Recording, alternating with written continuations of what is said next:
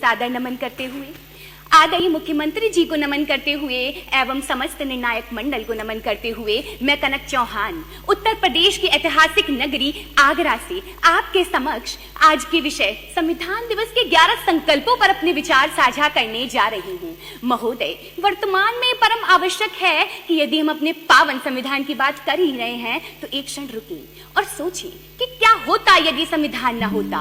शायद हम आज भी भटकती नौका में उफान ले रहे होते या कह दें कि अन्य राष्ट्र हमारी हालत का अनुमान ले रहे होते।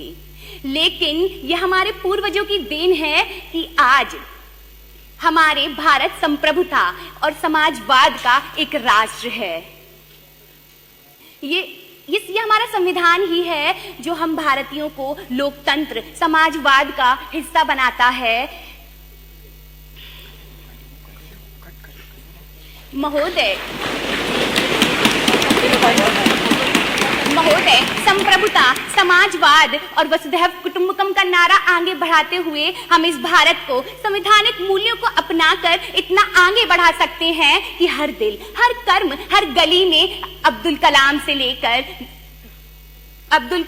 लेकर प्रतिभा पाटिल मिल सकती हैं और विश्व भर में ये परचम हम लहरा सकते हैं कि दुनिया का इतिहास पूछता रोम कहाँ, यूनान कहाँ, घर घर में शुभ अग्नि जलाता वह उन्नत ईरान कहाँ, दीप बुझे पश्चिमी गगन के व्याप्त हुआ बर्बर अंधियारा, किंतु चीर कर तमकी छाती चमका हिंदुस्तान हमारा, सशक्त आघातों को सहकर जीवित हिंदुस्तान हमारा, जग के मस्तक पर रोली सा शोभित हिंदुस्तान हमारा, शोभित हिंदुस्तान हमारा। धन्यवाद। जय हिंद, जय मां भारत।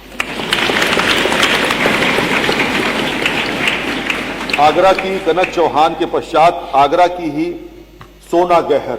उसमें एक मिनट, जो ऊपर कंट्रोल जैसे माननीय विधायकों का काउंटडाउन शुरू होता है टाइम का, तो वैसे ही स्क्रीन के ऊपर ये डिस्प्ले हो ताकि उनको पता है। नहीं, इसमें दिखाई नहीं पड़ा, फॉर्म में बड़ा कर दिया जाए, बड़ा कर दिया जैसे विधानसभा के दिन होता है। अगर पॉसिबल हो तो बड़ा कर है, पॉसिबल? हाँ, और बड़ा करो इसको। आप काउंटडाउन आपका चालू होगा तो आपको पता रहेगा कि वो है ऊपर टाइम, इधर वाले इधर देख सकते हैं, इधर वाले ऊपर देख सकते हैं। यस प्लीज, इनका स्टार्ट करिए। आगरा की सोना गहर, कृपया प्रारंभ करें। Good afternoon, everyone. My heartfelt gratitude to respected dignitaries and fellow participants. Today, I'm going to speak on the topic 75 years of the Indian Constitution, a journey of rights, duties, and progress. This journey can be viewed through two key aspects. How far have we come and how far do we need to go? On to the first aspect, I see how our freedom struggle was fundamentally a fight for justice, equality, and rights. Dr. B.R. Ambedkar's movement against untouchability was advocating for justice for Harijans, while Mahatma Gandhi's Salt March demanded consumer rights for Indians. The culmination of all these struggles resulted in the Indian Constitution, which finally granted to every Indian the rights and the system of governance they truly deserve. Before independence, our India was a nation deprived of even the most basic forms of sustenance. Our people were humiliated and insulted at every point under the shackles of colonialism. Our resources were exploited and we were treated as second-class citizens in our own land. But after independence, our achievements from the creation of land to the victories in wars, the smiling Buddha, the green and the white revolutions, have all stemmed from the principles enshrined in our Constitution. Today, India is consulted at global decisions and nations seek to engage with our growing markets because they recognize our strength. The difference between then and now is, in simple terms, freedom. This freedom is the result of the sacrifices and intellect of our great Indian leaders and people embodied in the Constitution. Today, if we are able to assemble here peacefully and share our viewpoints, it's because of Article 19. Today, if we all have an equal chance to speak without any discrimination, it's because of Article 15 and 16.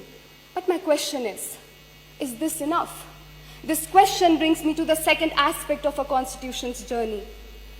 As we move towards becoming Vikasit Bharat by 2047, we need to take some steps and make some changes in our constitutional journey. The first step would be to move towards peaceful protests that do not harm the integrity of our nation. It deeply saddens me to see Indians fighting in the name of language, a tool of communication, not division. Let's prioritize teaching our people the language of peace, love, and tolerance first before promoting any other language. Next, the directive principles of state policy must be made legally enforceable, and women who once had to fight for getting out of their homes now have to fight battles against sexual harassments of all sorts. The need is for stricter punishments to not only punish the culprits, but also deter all those who view women as objects.